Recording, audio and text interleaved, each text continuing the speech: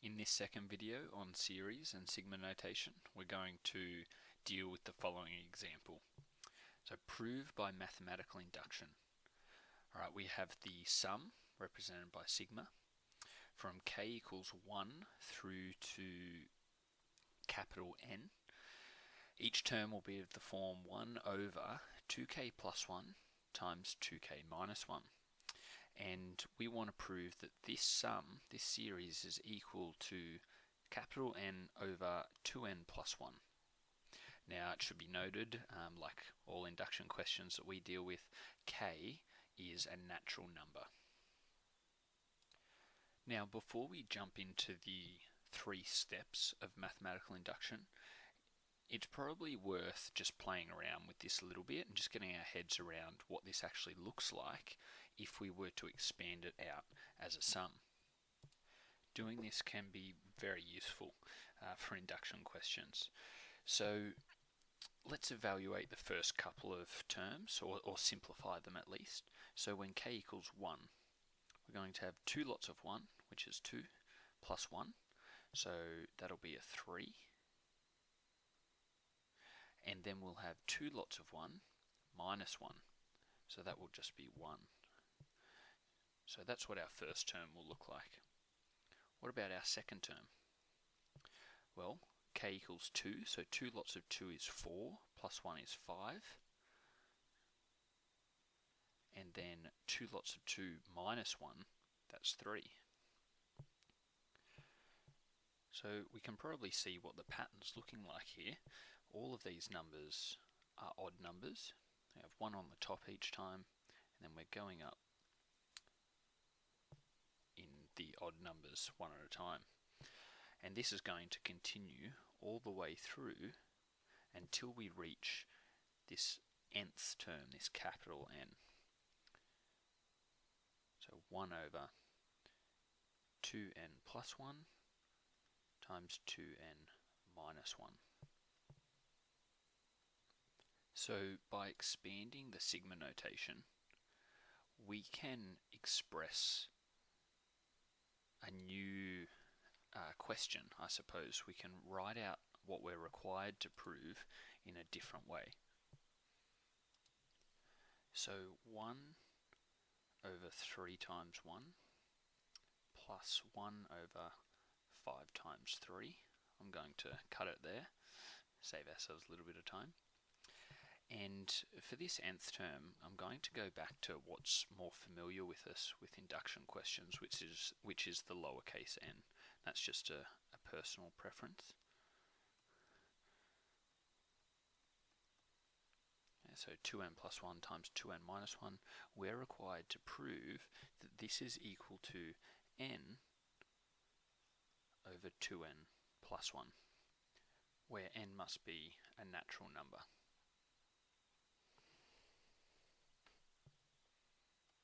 So step 1, prove true for n equals 1.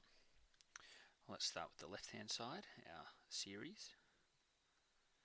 When n equals 1, we are just dealing with this first term here of 1 on 3 times 1, and that is just 1/3. On the right hand side, we want to substitute in n equals 1 into this. So we have 1 over 2 lots of 1 plus 1, and we can also see that that is just 1 over 3.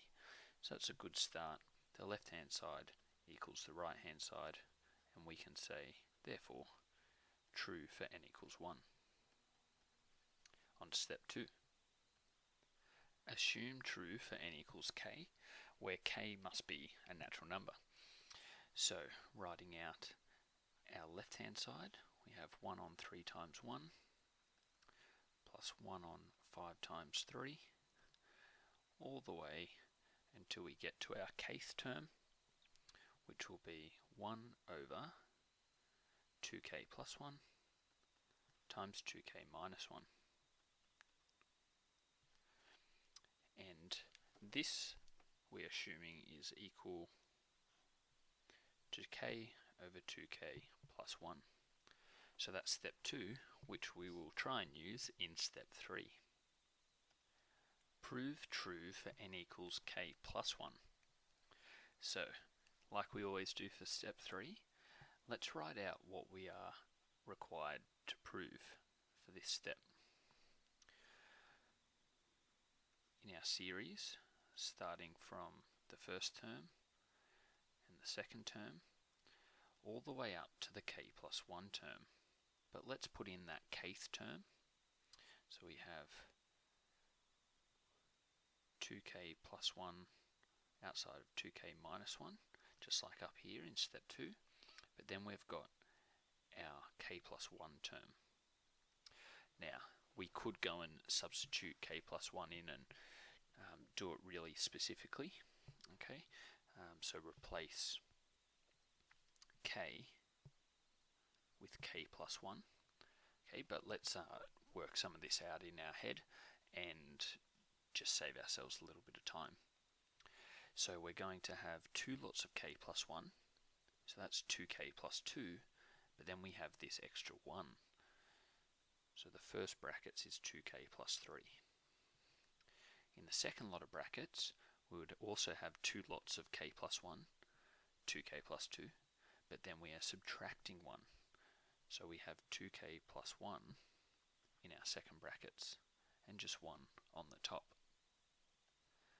And we want to show that this is equal to the right hand side.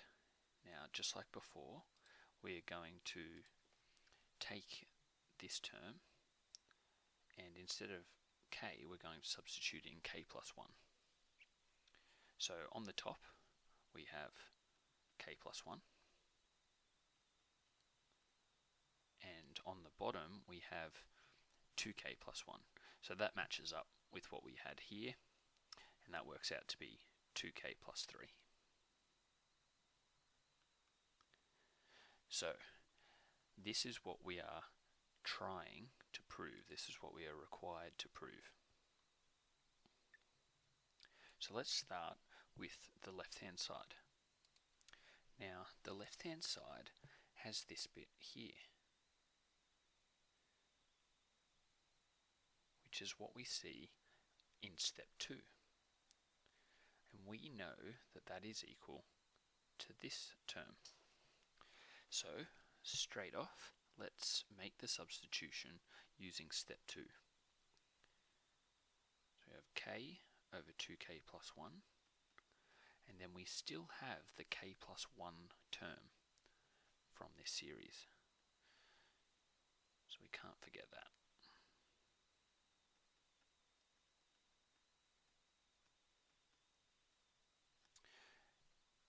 And always good idea to state that we have used step 2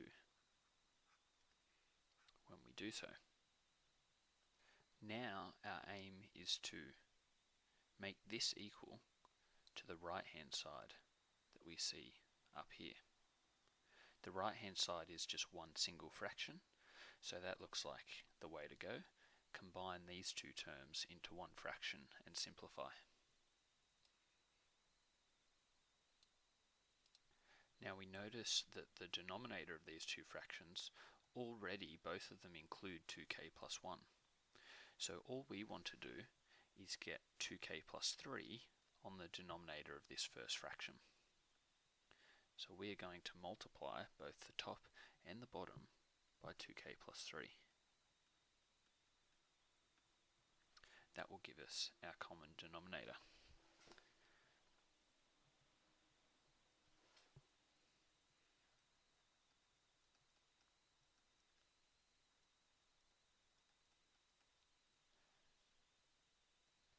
Let's give ourselves a bit more room. Now, what we are trying to achieve, bring it into view, this guy up here, has 2k plus 3 on the bottom, which we have got. So we just want to remove this 2k plus 1, and in order to do that, we want to come up with an expression on the top here that has 2k plus 1, so that they'll cancel. So let's expand our numerator to get a quadratic. So we have 2k squared plus 3k plus 1, and we will want to factorize that so that we have 2k plus 1. Now this is where I like to be a little bit clever, I suppose, and rather than actually going through a full factorizing method here, I use what I know it should look like and then double check. So I know I want to end up with k plus 1 on the top. But I also, at this stage, want to see a 2k plus 1 up here to cancel with this 2k plus 1. So I'm assuming that this will factorize to this, right, without much mental effort.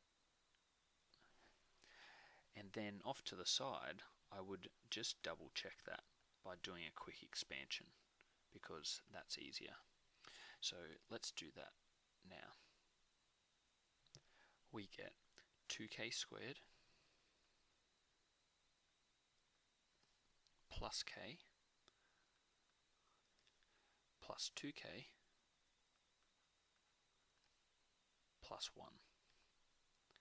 And combining those middle terms, we can see that that is indeed 2k squared plus 3k plus 1. So we're all good there. So, cancelling the terms like we were aiming to do, we are left with k plus 1 on the top and 2k plus 3 on the bottom, and that is the right hand side. So therefore, it is true for n equals k plus 1.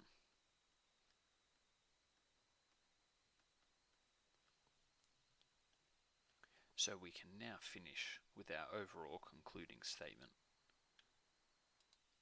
By the process of mathematical induction, the proposition in terms of n is true for all n that belongs to the natural numbers.